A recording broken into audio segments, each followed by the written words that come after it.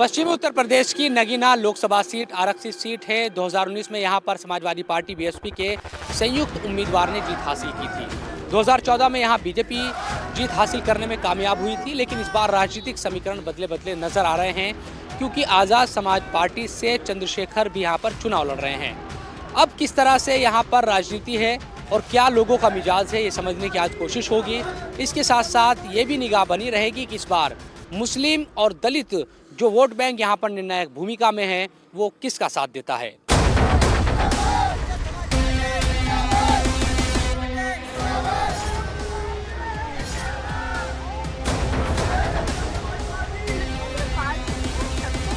पांच सदी का इंतजार समाप्त तो हुआ ना। अयोध्या में रामलला विराजमान हुए ना। एक स्थानीय व्यक्ति को यहाँ टिकट दिया है, बाकी जितने प्रत्याशी हैं सब बाहर के हैं। तो सबसे पहले बाहरी तो उत्तर प्रदेश में प्रधानमंत्री हैं, तो उनको पहले गुजरात जाना चाहिए, बनारस छोड़ के। अगर वो बनारस छोड़ के गुजरात जाएंगे तब हम इस बारे में सोचेंगे। इसको बीएसपी मिशन को समाप्त करने के लिए, इसको बांटने के लिए, कुछ वोट काटने के लिए बीएसपी ने उसे खड़ा किया। ये 19 नहीं है, ये 2024 है। इस देश में तीसरी बार आदरणीय प्रधानमंत्री जी शपथ ले रहे हैं। 400 और 400 में एक नगीना होगा। जितना पोलिंग होगा उसके 70% में हम होंगे और 30% में बाकी सारी पार्टियां होंगी। सपा जो है बीजेपी की बी टीम है। इस बार हमारा मुस्लिम समुदाय गुमराह नहीं होगा। आज के टाइम में जिले बिजनौर के अंदर में दंगा नहीं होता है, दुकानें नहीं लुटती है, कर्फ्यू नहीं लगता है। 2024 में नगीना का सियासी दंगल पहले से ज्यादा दिलचस्प है। हर दिन वोट का कांटा इधर उधर झूल रहा है। ये सीट जीतना बीजेपी के लिए बहुत टफ है, लेकिन एंटी मोदी ब्रिगेड की राह भी यहाँ आसान नहीं है।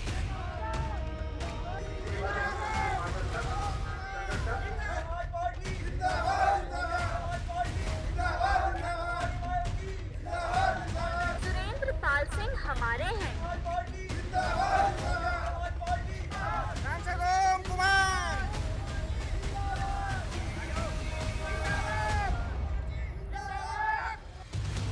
नगीना के चुनावी मैदान में 4 प्रत्याशी हैं और चारों ही पहली बार नगीना से मैदान में उतरे हैं।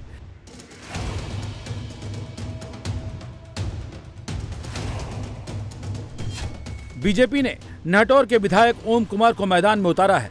समाजवादी पार्टी ने मनोज कुमार को टिकट दिया है। बीएसपी की ओर से इस बार सुरेंद्र पाल सिंह मैदान में हैं, लेकिन इस चुनाव को सबसे ज्यादा रोमांचक बनाया है आजाद समाज पार्टी के चंद्रशेखर की एंट्री ने। चंद्रशेखर हमारे साथ मौजूद है। चंद्रशेखर भाई, कैसा प्रचार चल रहा है, क्या माहौल अभी नजर आ रहा है आपको?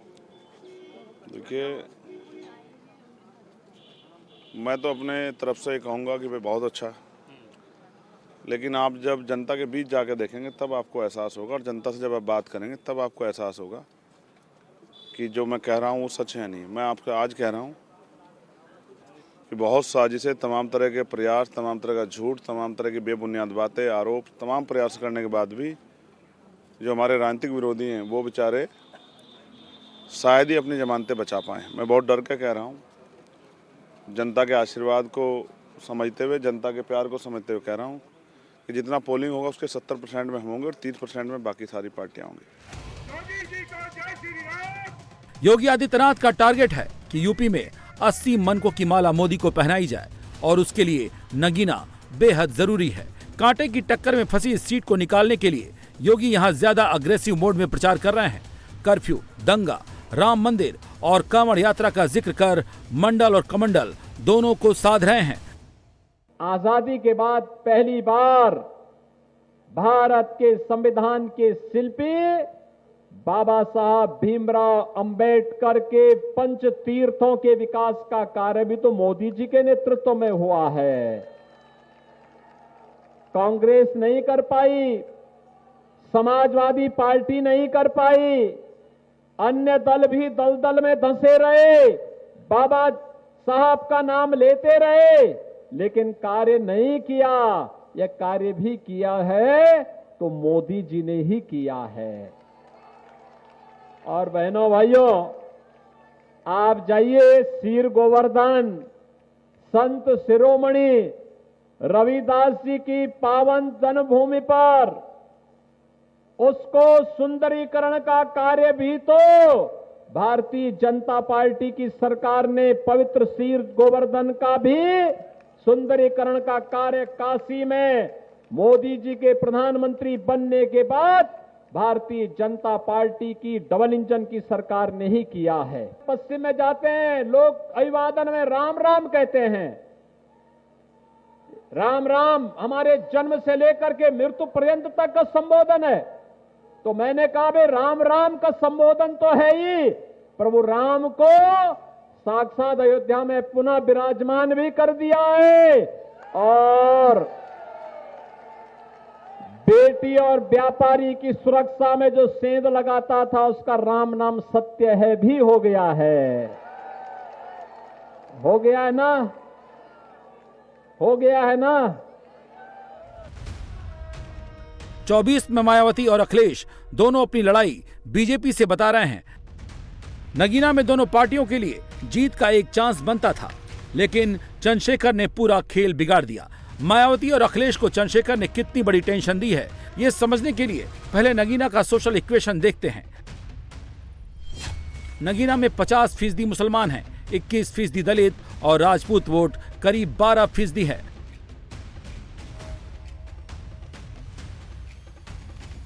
अखिलेश और मायावती की नजर मुसलमान और दलित वोट पर टिकी हुई थी। माना जा रहा था कि भाईजान और दलितों का बड़ा तबका जिसके साथ जाएगा वो ही बीजेपी के साथ फाइट करेगा, लेकिन चंद्रशेखर ने पूरा गणित बदल दिया है। मायावती फील्ड में ज्यादा एक्टिव नहीं है, इसका फायदा चंद्रशेखर को मिल रहा है। बसपा के कोर वोटर पर चंद्रशेखर की अग्रेसिव अप्रोच का असर पड़ रहा है। मुसलमान वोट पहले दो दलों के बीच में बट रहा था, अब इस वोट में चंद्रशेखर की हिस्सेदारी भी हो गई है। सपा से नाराज मुसलमानों को चंद्रशेखर से विकल्प नजर आ रहा है।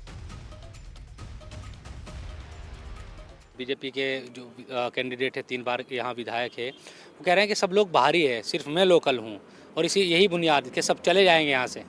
कहाँ चले जाएंगे? देश छोड़ के। और उनका तो नारा ये है कि हम भगा देंगे पाकिस्तान और पता नहीं क्या क्या कर देंगे और छोड़ के भाग जाओ। ये लोकसभा का चुनाव है और यहाँ बहन जी आके लड़ी। बहन जी नहीं पैदा हुई यहाँ, ठीक है, यहाँ मीरा कुमार जी आके लड़ी। और देश सबसे बड़ा, हम तो प्रधानमंत्री सीख रहे हैं, तो सबसे पहले बाहरी तो उत्तर प्रदेश में प्रधानमंत्री हैं, तो उनको पहले गुजरात जाना चाहिए बनारस छोड़ के। अगर वो गुजरात बनारस छोड़ के गुजरात जाएंगे तब हम इस बारे में सोचेंगे कि बाहरी और अंदरूनी क्या होते हैं। माया और अखिलेश मान रहे थे कि 71% वोट में 2 हिस्से होंगे, लेकिन चंद्रशेखर की मौजूदगी से ये 3 हिस्सों में बंटना तय हो गया है। यही वजह है कि अब बसपा बीजेपी सपा से ज्यादा चंद्रशेखर को निशाने पर ले रही है।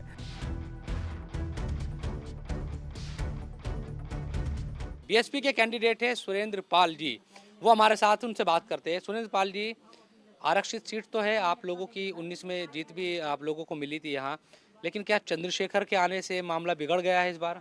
कोई मामला नहीं बिगड़ा। पूरा दलित समाज बहन कुमारी मायावती जी के साथ है, बीएसपी के साथ है, एक एक वोट उनके साथ है और चंद्रशेखर को कोई भी वोट नहीं मिलेगा। वो केवल बीजेपी का दलाल है और बीजेपी द्वारा खड़ा किया गया है।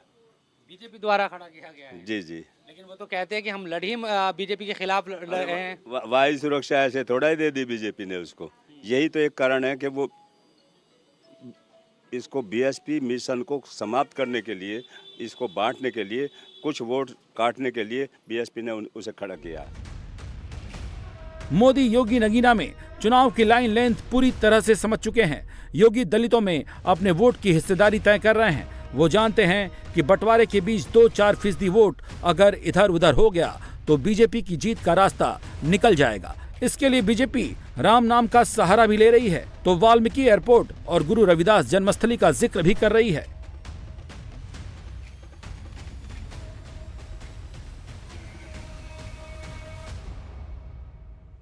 पांच सदी का इंतजार समाप्त तो हुआ ना, अयोध्या में रामलला विराजमान हुए ना, और अयोध्या में रामलला विराजमान होने के पहले अयोध्या के अंतर्राष्ट्रीय एयरपोर्ट का नामकरण महर्षि वाल्मीकि के नाम पर भी किया गया। गरीब कल्याण भी है, महापुरुषों का सम्मान भी है, और आस्था को भी सम्मान दिया जा रहा है। ये सपा बसपा कांग्रेस के लोग तो दंगा करवाते थे, गरीबों का जो हक था उसको डकैती डालते थे, दंगाइयों को प्रश्रय देते थे, कर्फ्यू लगता था। हमने कहा कर्फ्यू नहीं, कावड़ यात्रा चलाएंगे, शानदार तरीके से चलाएंगे।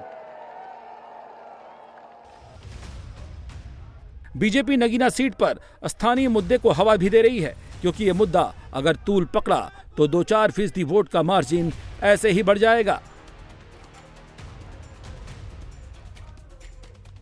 देखिए, हमारे पास में दुनिया के विश्व के सबसे बड़े 2 मजबूत नेता हमारे साथ में, आदरणीय मोदी जी और आदरणीय योगी जी, दोनों हमारे साथ में हमें आशीर्वाद दिया है और हम उनके सेवक हैं। आज जनता के बीच में हमें भेजा है।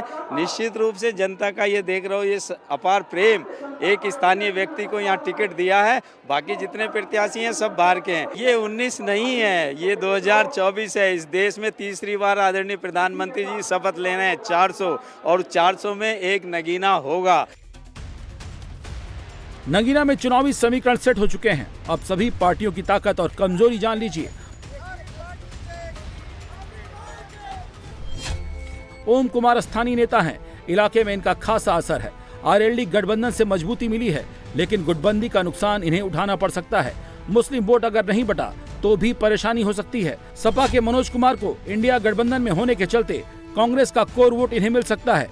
मुस्लिम वोटों की लामबंदी भी फायदा दे सकती है, लेकिन राजनीतिक बैकग्राउंड न होने की वजह से लोगों पर पकड़ कम है और नए राजनीतिक चेहरे पर लोग यकीन करें ये मुश्किल है। सुरेंद्र पाल सिंह को बसपा का दलित मुस्लिम कोर वोट मिल सकता है, लेकिन जनता के बीच ये भी जाना पहचाना चेहरा नहीं है। स्थानीय न होना भी इनकी बड़ी कमजोरी है। दलित वोट में चंद्रशेखर की सेंधमारी निश्चित तौर पर भारी पड़ेगी। चंद्रशेखर आजाद की युवाओं में अच्छी पकड़ है। आंदोलन के चलते मुस्लिम और दलितों के बीच पैठ बना चुके हैं, लेकिन सहारनपुर से होने का इनको नुकसान हो सकता है। मुस्लिम और दलित वोटर्स को छोड़कर अन्य 29% वोट में ज्यादा हिस्सेदारी नहीं होना भी इनके खिलाफ जा सकता है। लेकिन बसपा प्रत्याशी सुरेंद्र पाल और चंद्रशेखर अलग ही गणित बता रहे हैं। दोनों का दावा है मुस्लिम और दलित वोट उन्हें ही मिलेगा। जो हमारा मुस्लिम समाज पहले गुमराह हो गया था, सपा के साथ चला गया था और उसने पूरी ताकत से सपा को वोट दिया था। अब वो जान चुका है कि ये सब धोखेबाज हैं। आधा परिवार तो उसका बीजेपी में है, अखिलेश जी का, और सपा जो है बीजेपी की बी टीम है। इस बार हमारा मुस्लिम समुदाय गुमराह नहीं होगा और वो अपना दलित समाज के साथ मिलकर अपना पूरा वोट बहुजन समाज पार्टी को करेगा। दलित समाज है वो भाजपा के बड़े सख्त खिलाफ है, और जब बहुजन समाज पार्टी का एमएलए दिखा के राज्यसभा में भाजपा को वोट देता है, तो अब जाहिर है कि वो वोट जो है इस बात का स्पष्टीकरण है कि आप किस तरह से प्रत्यक्ष और अप्रत्यक्ष रूप से भाजपा की मदद कर रहे हैं। और ऐसे ही 8 एमएलओ ने समाजवादी पार्टी के भी भाजपा को वोट दिया है। पहले उन्हें अपने बारे में सोचना चाहिए किसी दूसरे पे कुछ कहने से पहले। और वो मेरे ऊपर इसलिए बार बार अटैक कर रहे हैं क्योंकि उनको पता है कि मुकाबला चंद्रशेखर आजाद से। ये जवाब दें वो सोमेश हत्याकांड पे, जब रामपुर में मिलक में सीने में सर में गोली मार के 17 साल के नौजवान की हत्या करते, तो क्या 2 शब्द भी नहीं निकल पाए उन नेता के मुँह से, जिस नेता को समाज ने 4 बार चीफ मिनिस्टर बनाया। उनकी पार्टी के पार्षद को पीटा, 6 दिन बाद उनको होश आई कि भाई इनके लिए भी 2 शब्द लिखने हैं। वहीं इंदु शेखर की पीट के हत्या कर दी गई, उस समाज का व्यक्ति जिस समाज ने इस पुरानी मूवमेंट को सींचा, उनको 4 बार चीफ मिनिस्टर बनाया, एक शब्द नहीं कह पाए। तो जब उन्होंने समाज का साथ छोड़ दिया तो समाज ने भी उनका साथ छोड़ दिया। उनको यहाँ प्रत्याशी क्यों नहीं मिला? क्यों मुजफ्फरनगर लाना पड़ा प्रत्याशी? आप बताओ, अगर यहाँ इतने मजबूत थे तो यहाँ से क्यों लड़ा प्रत्याशी? और यहाँ के सिटिंग एमपी उन्हीं का था, क्यों भागना पड़ा उनको? सवाल ये है कि वो भाजपा को हराना चाहते हैं या मुझे हराना चाहते हैं। मुझे ऐसा लगता है कि वो मुझे हराना चाहते हैं, लेकिन जनता मुझे जिताना चाहती है।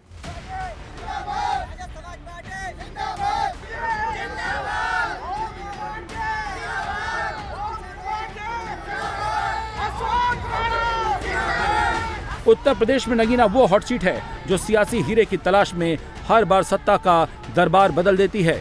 लोगों ने अभी तक यहाँ न पार्टी रिपीट की है और न ही प्रत्याशी।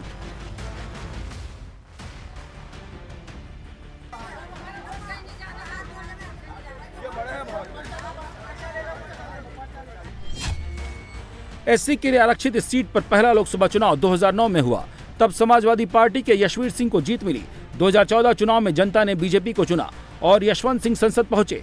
2019 में जनता को यशवंत सिंह भी नहीं भाए और इस बार जनता ने बीएसपी के गिरीश चंद्र के लिए पलक पावड़े बिछाए। लेकिन इस बार बदले हुए समीकरण में मोदी योगी का पलड़ा काफी भारी दिख रहा है। क्या माहौल है, बीजेपी जीतेगी? बीजेपी जीतेगी, जीतेगी। और दूसरे लोग भी आप आए हुए हैं यहाँ, तो बहुत सारे लोग भी। कोई आता रहो, कोई भी नहीं, कोई भी आता रहो। वो नहीं, क्यों जीतेगी बीजेपी? हाँ? क्यों जीतेगी बीजेपी? क्या करा है बीजेपी? बढ़िया काम कर रहे हैं, बढ़िया काम कर रहे हैं। रोज हिंदू मुस्लिम चला जाए, अब हो रही कभी हिंदू मुस्लिम हो रही, कहीं हो रही, राहगीरी हो रही, चोरी डकैती हो रही, कुछ नहीं हो रहा। 400 पार इस बार इन्होंने ओम कुमार जी ने बहुत बढ़िया काम करा है इस क्षेत्र में। मेडिकल वो बनवाए हैं, सब कुछ काम करा है इन्होंने कि इनसे अलावा और कोई नहीं आने का, नहीं आने का। ओम कुमार जी जो है, भारतीय जनता पार्टी ने ओम कुमार जी को जो नगीना लोकसभा का प्रत्याशी बनाया है, ये यहीं के रहने वाले हैं, इसलिए यहाँ की जनता इनके साथ में है। दूसरे कैंडिडेट सब बाहर के हैं, वो बाहर के रहने वाले हैं सर। 2014 से पहले महिलाओं का आना जाना निकलना पड़ना बड़ा परेशान हो गया था, गुंडा राज का माहौल बना हुआ था। जब से 2014 के बाद भारतीय जनता पार्टी की सरकार आई है, उन्होंने गुंडा राज को खत्म कर दिया है। आपके 400 पार ही है मामला, 400 पार ही है जी। सम्मान देंगे नगीना में वोट? हाँ बिल्कुल देंगे, सब मुस्लिम ही है, वोट देंगे, बीजेपी को वोट देंगे? बिल्कुल देंगे इसलिए कह रहे हैं जी। रैली में है वो इसलिए कह रहे हैं। ऐसी बात नहीं है, हम स्थानीय लोग हैं और जो ओम कुमार जी विधायक है, 3 बार के विधायक है और लोकल के विधायक है, और इस बात को सब लोग साबित कर चुके हैं कि वे जो और प्रत्याशी है सब बाहर के प्रत्याशी है, तो इसलिए लोग यहाँ के नकार रहे हैं। मुस्लिम हिंदू सब साथ साथ है, सब वोट ओम कुमार जी को देंगे। चंद्रशेखर के प्रचार में आ रहे लोग भी बता रहे हैं कि मुसलमान और दलितों का बड़ा हिस्सा बुआ भतीजा से छिटक चुका है और उसे नया विकल्प चंद्रशेखर के तौर पर दिखाई दे रहा है।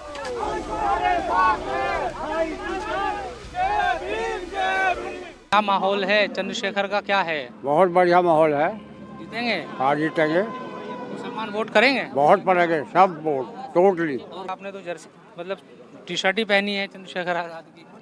चंद्रशेखर साहब को वोट देंगे हम, और जितनी भी मोमडन वोट है कुल वोट ही नहीं जागा। ऐसा क्यों? एक वोट भी नहीं हटने का, हम नहीं देने के अखिलेश को, बिल्कुल भी नहीं देने के। अच्छा, हाँ, क्या कर दिया अखिलेश ने? बस कुछ भी नहीं करा, हमने जो दूसरी पार्टी चेंज कर दी। सारी पार्टी देख ली, अब की बार केतली, अब की बार केतली, केवल केतली ही केतली। परिवर्तन ही प्रकृति का नियम है, क्योंकि हमारे भाई जो है नीचे से देखते हैं ना कि ऊपर देखते हैं। वो फोन से नहीं ट्वीट करते हैं कि कहाँ क्या हो रहा है, उनको जानकारी मिली कहाँ किसके साथ अन्याय हो रहा, तुरंत पहुँचते हैं ऑन स्पॉट। भाई जो बहुजन समाज के हक अधिकार की लड़ाई लड़ेगा, समाज उसी को वोट देगा, वही संसद में जाएगा। बिल्कुल सही। यहाँ के लोग ये कह रहे हैं कि चंद्रशेखर भैया चुनाव नहीं लड़ रहे हैं, उनको हम लोग लड़वा रहे हैं। सबको पता है चंद्रशेखर भैया शुरुआत से लेकर आज तक बहुजन समाज की वो कुछ भी नहीं है, न सांसद है न विधायक है, कुछ भी नहीं है। लेकिन कौन लड़ाई लड़ रहा है बहुजन समाज की? चंद्रशेखर आजाद जी लड़ रहे हैं। वो लोग कमरे में बैठे हैं एसी में, कोई ट्वीट किया आज तक? ट्वीट तक नहीं कर पा रहे हैं, क्या करेंगे? लग क्या रहा है, वाकई चीजें बदल गई है क्या? परिवर्तन हो करेगा इस नगीना की सीट पे, जिस तरह से आप कवर कर रहे हैं, आप तो देख रहे होंगे। और भाई चंद्रशेखर आजाद ने जो मेहनत की है अपने खून पसीने से, वो परिवर्तन तय है। चंद्रशेखर हारेंगे या जीतेंगे ये तो वक्त ही बताएगा, लेकिन ये तय है उन्हें जितना वोट मिलेगा वो भविष्य में सपा बसपा की टेंशन बढ़ाने वाला होगा। खासकर बसपा के लिए ये सिचुएशन अलार्मिंग होगी। नगीना लोकसभा का चुनावी समीकरण उलझा हुआ नजर आता है। गठबंधन के प्रत्याशी अब तक ये समझ रहे थे कि एक मुश्त मुस्लिम वोट बैंक उनके पास आएगा, लेकिन ये सच है कि चंद्रशेखर के आने से थोड़ा सा जो गणित है वो गड़बड़ा गया है। बीजेपी इस ताक में है कि मुस्लिम वोटों का बंटवारा हो और हिंदू जो वोट है एक मुश्त उसको मिले, ताकि 14 की तरह 24 में उसकी सीट निकल सके। हालांकि बसपा उस तरह से असरदार यहाँ पर दिखाई नहीं दे रही जैसा 19 में थी। फिर भी इंतज़ार हमें 19 तारीख का ही करना होगा, जब वोट डाले जाएंगे, और उसके बाद 4 जून को जब रिजल्ट आएंगे कि दरअसल नगीना लोकसभा क्षेत्र के वोटर क्या फैसला सुनाते हैं और वो किसके पक्ष में जाता है। कैमरा पर्सन मनोज के साथ इंडिया टीवी के लिए नगीना से मैं शुएब रजा।